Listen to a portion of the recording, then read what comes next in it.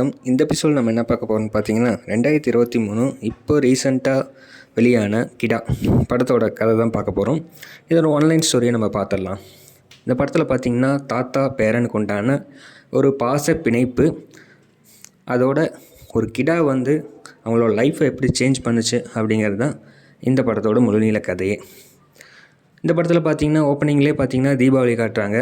So தீபாவளிக்கு ஒரு 2 நாளைக்கு முன்னாடி அப்படின்னு வச்சுக்கலாம்.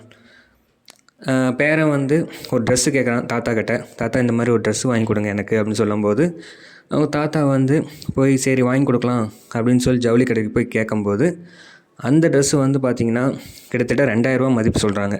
அவர்கிட்ட இப்போ காசு இல்லை. சரி பேரன் ஆசைப்பட்டு கேட்குறானே, நம்ம எப்படியாவது அரேஞ்ச் பண்ணி வாங்கி கொடுத்துடலாம் அப்படின்னு சொல்லி கடன்லாம் கேட்டு முயற்சி பண்ணுறாங்க. பட் ஆனால் யாருமே உதவிக்கு முன் வரல. சரி அவங்க வீட்டில் ஒரு கிடா இருக்கும். அது வந்து பார்த்திங்கன்னா அந்த பேரனுக்கு ரொம்பவே பிடிச்ச கிடா.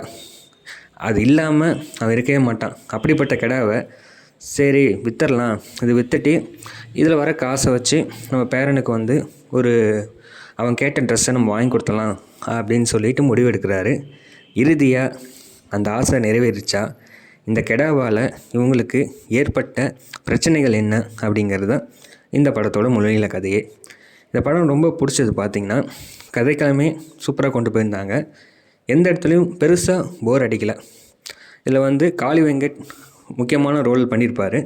ஸோ அதுவும் இந்த கிடாவோட லிங்க்டு வர ஒரு சீன் தான். ஸோ படம் பாருங்கள், அப்போவே உங்களுக்கே புரியும். ஸோ மெயினான கதை வந்து இந்த தாத்தாவுக்கும் பேரனுக்கும் உண்டான ஒரு பாச பிணைப்பு அப்படின்னு சொல்லலாம். படத்தோட சினிமோட்டோகிராஃபி இந்த படத்துக்கு என்ன தேவையோ அதை தெளிவாகவும் கலர்ஃபுல்லாகவும் கொடுத்துருக்காங்க. அது மட்டும் இல்லாமல் தேவைக்கேற்ப மியூசிக், ரொம்ப ஓவர் மியூசிக் போடாமல், இந்த பிஜிஎம் அதெல்லாம் போடாமல் இந்த கிராமத்து கதைக்கு ஏற்ற மாதிரி சூப்பராகவே மியூசிக் கொடுத்துருக்காரு.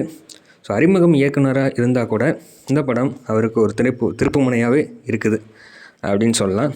கண்டிப்பாக நீங்கள் ஃபேமிலியோட ஒன் டைம் வாட்சபிளான படம் தான் இது.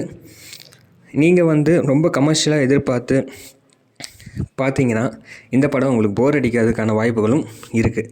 அதனால் நல்ல படத்தை நான் பார்ப்பேன்ப்பா, எப்படி இருந்தாலும் பரவாயில்ல, ஸ்லோவாக இருந்தாலும் நான் பார்ப்பேன் அப்படின்னு இருக்கிற ரசிகர்களுக்கான படம் தான் இது. ஸோ மீண்டும் சந்திப்போம். நன்றி.